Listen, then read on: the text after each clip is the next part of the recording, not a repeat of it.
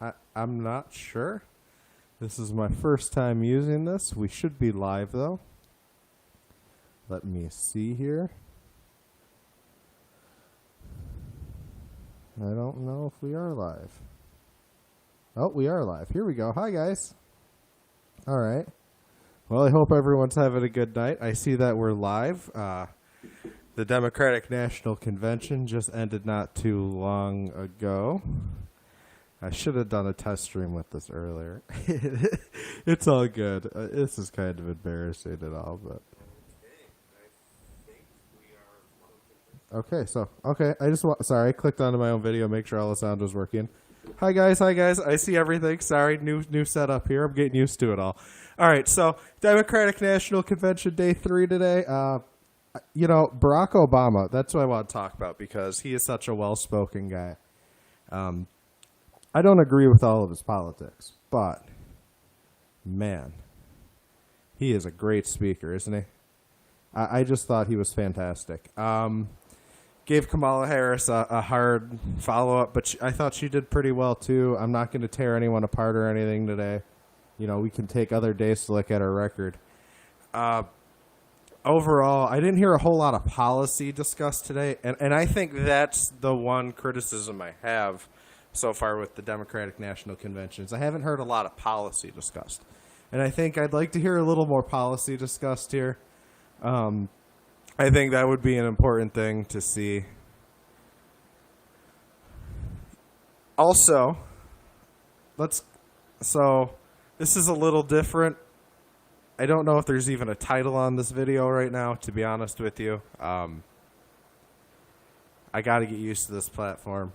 But let's get into the fast news like I always do now. And I only have a handful of stories today because I was obviously most of my time was taken up with the Democratic National Convention. So let's get to it. The first thing I want to talk about is Pete Nangard. He's a 79-year-old Finnish-Canadian fashion designer. He's being sued by two of his sons who accuse their father of sex trafficking and claim he arranged them both to be raped when they were underage.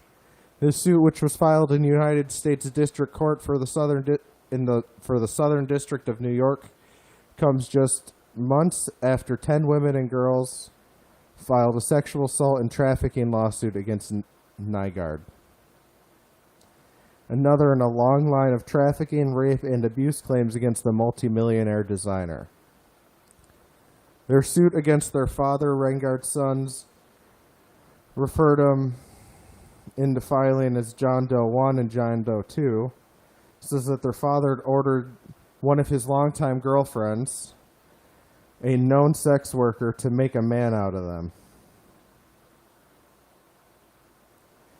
And statutory raped them when they were 14 and 15, respectively. Yeah, Beth, that's why I'm talking about it. I didn't see any other news. I didn't see any news talking about this. That's why I wanted to talk about this story. The documents also allege that Nagard's business and the Nagard companies knowingly conspired, aided, facilitated, and helped cover up the rapes by providing company money and resources. According to the filing in 2018, when John Doe 1 was 14 years old, Nangard arranged for him to be flown from California to his residence in Winnipeg, Canada, where his girlfriend, referred to as Jane Roe, raped the boy. I mean, this is just awful. And then the second kid, he was 15, and apparently the same woman, I believe, from what it believes me, and it happened at his residence in the Bahamas.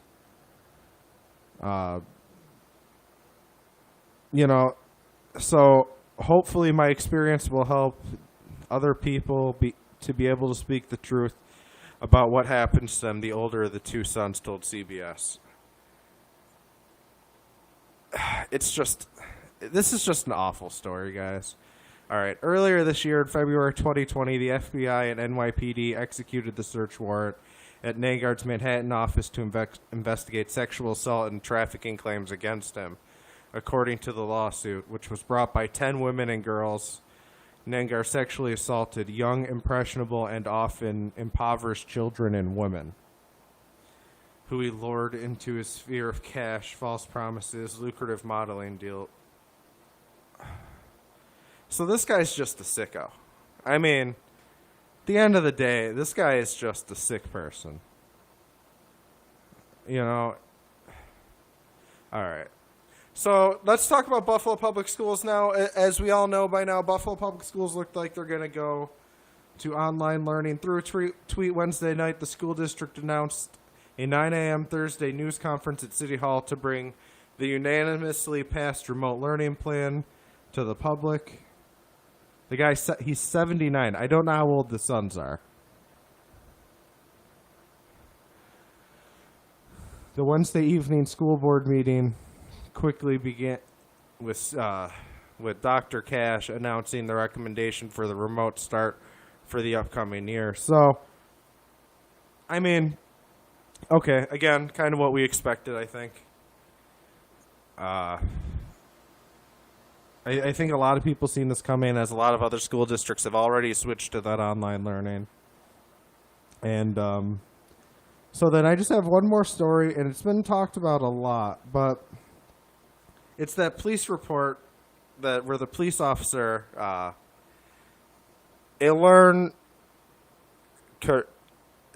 this guy's name's impossible to pronounce.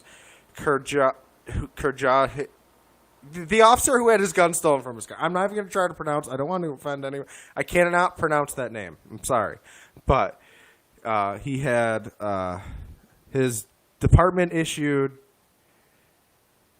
handgun stolen, 2 personal rifles stolen, ammunition, other weapons. I believe his police belt, which was like pepper balls and pepper spray, stuff like that, stolen out of his car. He's been suspended without pay because there's a policy on securing your weapons, as, I mean, there should be, rightfully so. So, I mean, yeah, guys, rightfully so. This needs to be investigated. I also seen going around Facebook, and I haven't confirmed it, so I don't want to say anything, that he was involved in something in 2018. He was involved in an incident, I believe. But I don't want to say anything until I have it fully confirmed. But yeah, guys, and let's talk about the morning started today a little weird. There was a plastic factory fire in Texas. To my knowledge and what I've read online, nobody was injured, and about 30 people lost power during but it could burn for a few days, but it looks like it's relatively contained. It just wild. All this stuff happening. You have explosions, fires. Times are getting weird, guys. Times are getting weird. But what does, this is kind of new for me, this format. I don't know who's watching where, like I normally do when it's me directly off the Facebook app. So I'm going to get better with this format, guys. Eventually we're going to bring in animations and stuff like that, as I keep telling you guys. This is a learning process. I appreciate everybody who's hung in there with me. You guys are awesome, and you guys are the best, and I love you guys. And all the support I've gotten has been awesome. And obviously I look forward to keep growing because I've been enjoying doing this. And I hope you guys have obviously enjoyed me doing this.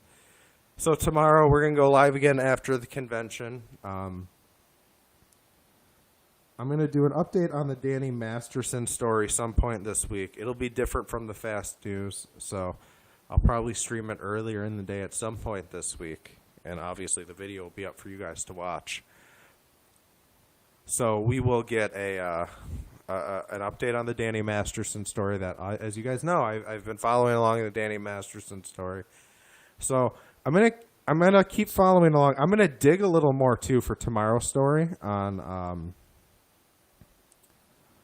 Peter Neingard, because I don't know a whole lot about this, but obviously there's some prior court cases and stuff that I need to look into to really fully educate myself, maybe educate you guys on who he is tomorrow a little bit. And we're gonna keep getting this together, guys. I'm gonna, there's some cool stuff here, like that eventually I'm gonna be able to play around with. I